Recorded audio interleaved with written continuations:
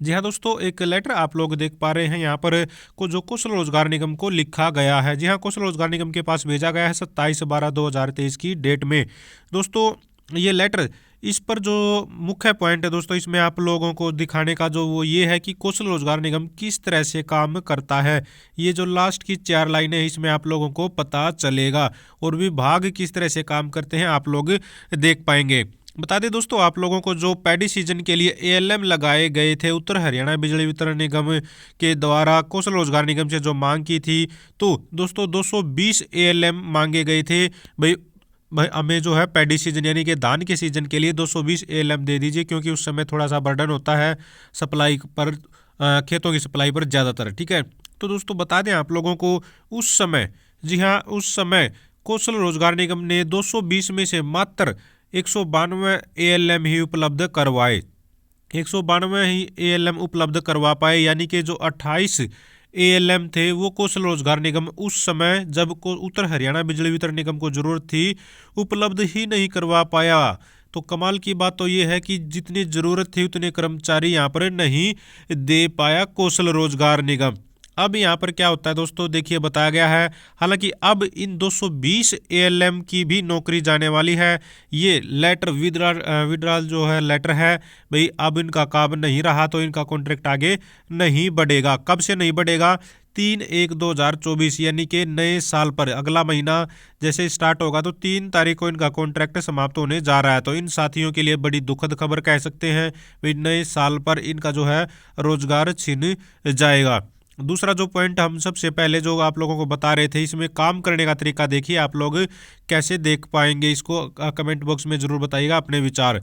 एक तो 220 एएलएम मांगे गए थे, तो उसमें से 28 को दे ही नहीं पाया कौशल रोजगार निगम। तो इस 28 कैंडिडेट जो रोजगार कर सकते थे कुछ समय के लिए, वो यहाँ पर नहीं कर पाए आई थिंक। तो यहाँ पर बताया गया है अब क्या हो रहा है, अब देखिए जब इनका कॉन्ट्रैक्ट समाप्त होने को हो, क्योंकि आज 29 तारीख होगी, 30, 31, 1, 2, 3, मात्र 6 दिन मान लीजिए मैक्सिमम बचे हुए हैं इनके कॉन्ट्रैक्ट समाप्त होने के। तो अब यहाँ पर यह चीज़ बताया गया है, now HKRN has provide remaining 28 ALM for joint after, यहाँ पर बताया गया है the contract period and Uttar Haryana Bijli Vitran Nigam does not required 28 ALM. यानी कि अब जो है कौशल रोजगार निगम जो बचे हुए 28 एएलएम थे उनको दोस्तों जो है ज्वाइनिंग जो है करवाना चाहता है, यानी कि 28 एएलएम देना चाहता है उत्तर हरियाणा बिजली वितरण निगम को। लेकिन उत्तर हरियाणा बिजली वितरण निगम अब कहता है, ये देखिए, डज नॉट रिक्वायर्ड 28 एएलएम। भाई 28 एएलएम की अभी इनको जरूरत ही नहीं है, क्योंकि कॉन्ट्रैक्ट समाप्त होने का टाइम में आ गया। दूसरा, इनका सीजन ही जा लिया क्योंकि वो पैडी सीजन के लिए थे। तो उस समय जब 220 कैंडिडेटों की जरूरत थी तब तो मात्र 192 ही उपलब्ध करवा पाया, लेकिन अब यहाँ पर 28 बचे हुए को उपलब्ध करवाने जा रहा है कौशल रोजगार निगम। तो यहाँ पर इन्होंने कहा है उत्तर हरियाणा बिजली वितरण निगम ने, सो इट इज रिक्वेस्टेड, इसलिए आपसे रिक्वेस्ट है, the remaining 28 ALM allotted to Uttar Haryana Bijli Vitran Nigam B withdrawal immediately. तो जो अलॉट किए गए 28 एएलएम उनको विड्रॉल करता है उत्तर हरियाणा बिजली वितरण निगम, यानी कि अब उनकी आवश्यकता नहीं है। तो 28 जो पोस्ट है वो वेस्ट हो गई, जहां पर 28 कैंडिडेट काम कर सकते थे। फर्दर आगे के लिए आप इन्होंने बताया है, it is also intimated that, यह भी आपको सूचित किया जाता है कि the contract period of 192 ALM, यानी कि जिन्होंने ज्वाइन किया था 192 ने, उनका पीरियड भी समाप्त होने जा रहा है। कब से? यहाँ पर बताया गया है, contract period 192 number of ALM will also not be extended. जी हाँ, इनका कॉन्ट्रैक्ट भी एक्सटेंड नहीं होगा आफ्टर 3/1/2024, यानी कि 3 जनवरी 2024 को नए साल पर इनकी नौकरी एक तरह से समाप्त हो गई है। तो दोस्तों नए साल पर इनकी नौकरी समाप्त होने जा रही है। 192 एएलएम की दुखद खबर इसको कह सकते हैं। लेकिन सबसे बड़ी समस्या यही है कि ये जो यूज एंड थ्रो की पॉलिसी है कौशल रोजगार निगम की, ये बहुत ही भयानक है। इससे क्या होता है, कई बार कोई कर्मचारी ज्वाइन कर लेता है ये सोचकर चलो आगे बढ़ जाएगा, बढ़ता रहेगा कॉन्ट्रैक्ट, थोड़ा बहुत फिर बढ़ जाएगा, संघर्ष करेंगे फिर बढ़ जाएगा। तो 6 महीने 10 महीने कोई 12 महीने काम करके घर जब बैठा देते हैं, तो दोस्तों वो कई की किसी भी साइड का नहीं रहता है।